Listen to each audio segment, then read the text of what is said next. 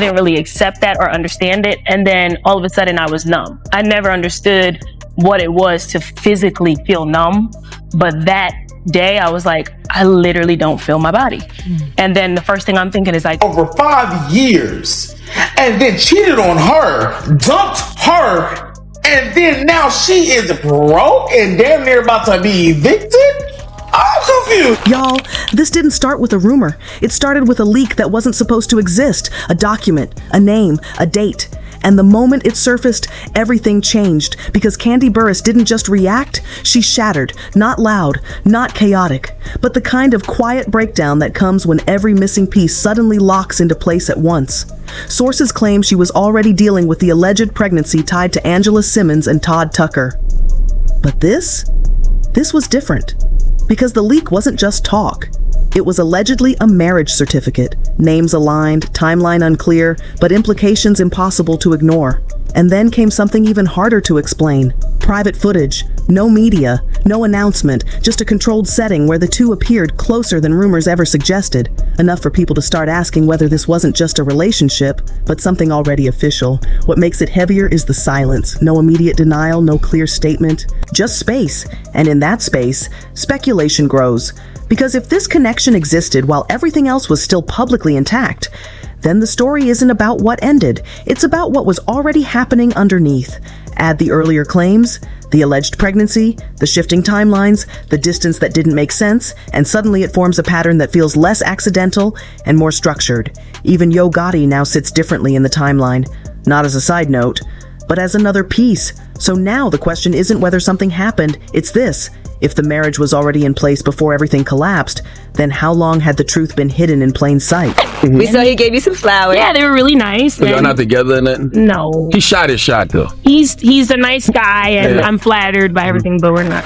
The moment didn't begin with a statement. It began with a leak, not a headline, not a post, a file, a document that wasn't meant to circulate, but did. And the second it reached Kandi Burruss, everything shifted.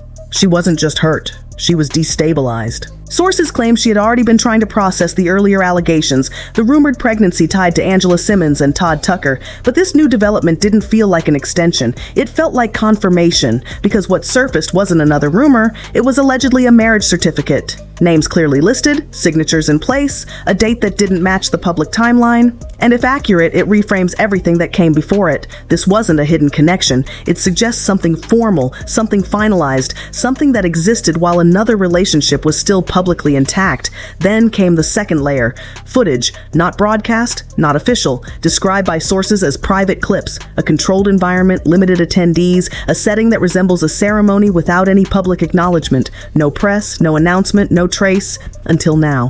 Individually, each piece raises questions. They said threesomes never work. That's not true. I done had a threesome and it worked just fine. It worked great, actually.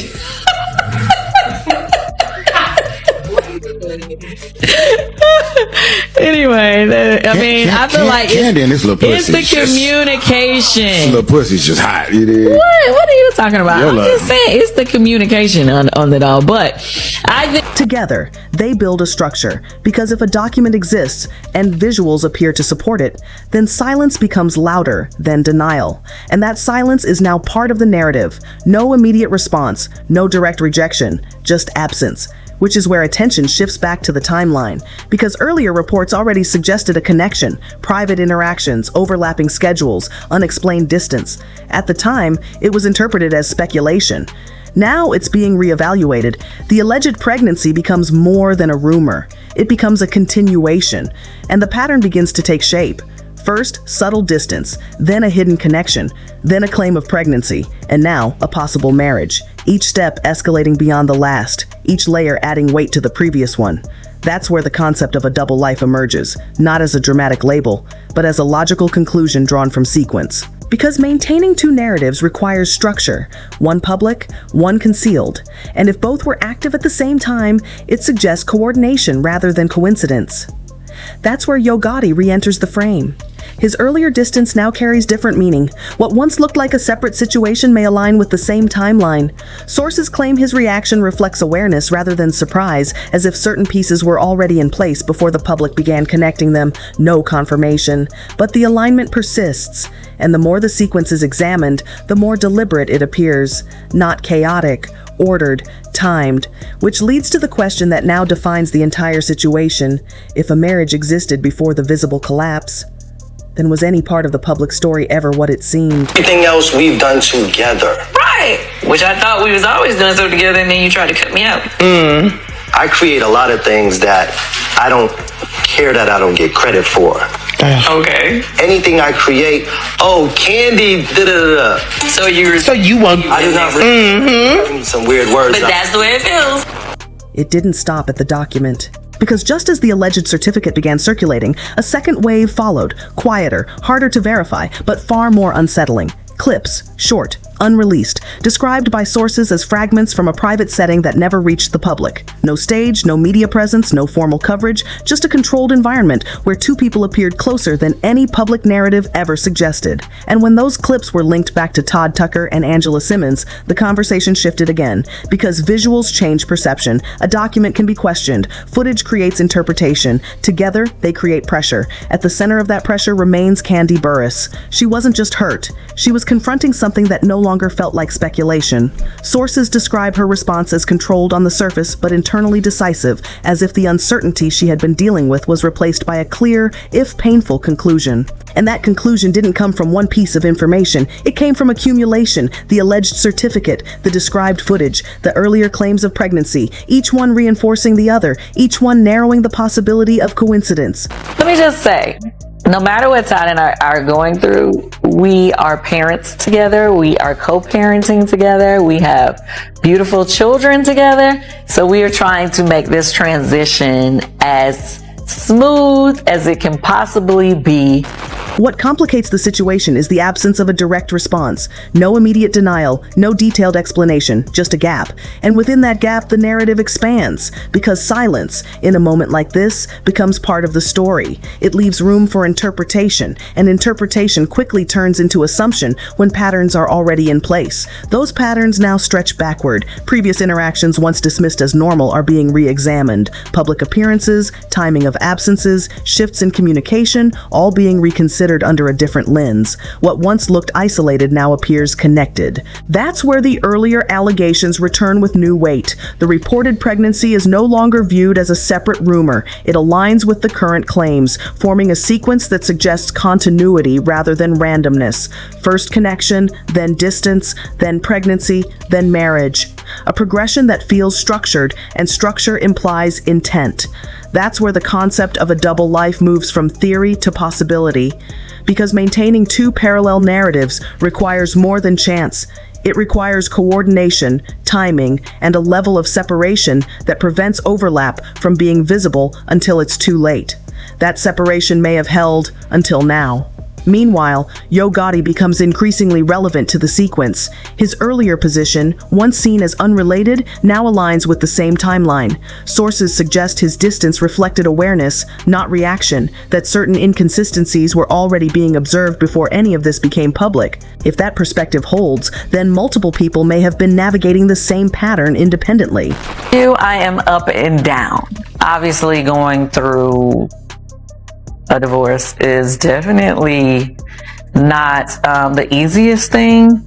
You know, sometimes, you know, you're cool, you know what I mean? You move in, you mix in, you move in, and you're hanging out with friends. But then sometimes you have your moments of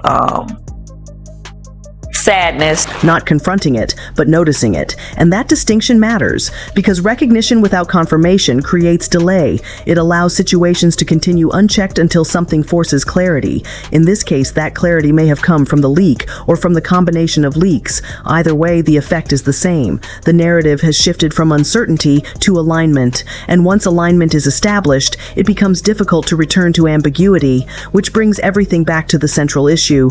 Not whether each individual claim is accurate, but whether the overall pattern they form can still be dismissed. Because if the timeline continues to hold under scrutiny, if the sequence remains consistent across different layers, if the silence persists without contradiction, then the question becomes unavoidable. Was this ever a series of separate events? Or a single continuous story that only now is being seen in full? The shift didn't come from a statement, it came from timing, because the alleged marriage leak didn't surface in isolation. It arrived after a sequence of claims that were already narrowing the narrative. And when that sequence is placed in order, the impact changes. This wasn't just another development, it felt like the missing piece. At the center of that realization is Kandi Burruss. She wasn't just hurt, she was forced into clarity. Sources suggest her reaction wasn't driven by surprise, but by recognition, the kind that comes when scattered details suddenly align into something that can't be ignored. Because what emerged wasn't a rumor built on speculation, it was described as documentation, a certificate, names attached, Todd Tucker and Angela Simmons, a date that doesn't comfortably fit the public timeline. And that discrepancy is where the entire structure begins to shift. If the document reflects something real, then it suggests formal commitment existed while another relationship was still publicly active. That implication alone redefines everything that preceded it. Then the second element enters, visual confirmation, or at least what is being interpreted as such. Clips that reportedly show a controlled environment resembling a ceremony. No audience beyond a limited circle. No external documentation, no acknowledgement at the time, not absence of activity, absence of visibility. And that distinction matters because when events are intentionally contained, they don't appear in real time. They surface later, often without context, leaving interpretation to fill the gaps. That's where silence becomes critical. There has been no immediate, detailed denial addressing each element, no comprehensive explanation connecting the timeline, just space. And within that space, the narrative continues to evolve. That evolution pulls earlier claims back into focus. The alleged pregnancy, once treated as a standalone rumor, now aligns with the current scenario. It no longer appears isolated, it appears integrated, a continuation rather than an anomaly. And when combined with prior observations, distance, reduced visibility, overlapping schedules, the outline of a pattern becomes harder to dismiss, not a single incident, a progression, which leads to the idea of dual narratives, one visible, one concealed, maintained simultaneously. If accurate, that requires more than circumstance. It requires coordination, a structure that allows both realities to exist without immediate collision, until something disrupts it. In this case, that disruption may have been the leak, or the accumulation of leaks. Because once the elements are placed together, document, footage, prior claims, the separation between speculation and structure begins to collapse. At the same time, Yo Gotti continues to occupy a position that complicates the sequence. His earlier distance, when revisited, aligns with the same period now under scrutiny. Sources suggest his awareness may have preceded the public timeline, adding another layer to the pattern. Again, no confirmation. But consistency. And consistency is what sustains the narrative. Because when multiple strands align, behavior, timing, reaction, they begin to form something that looks less like coincidence and more like design.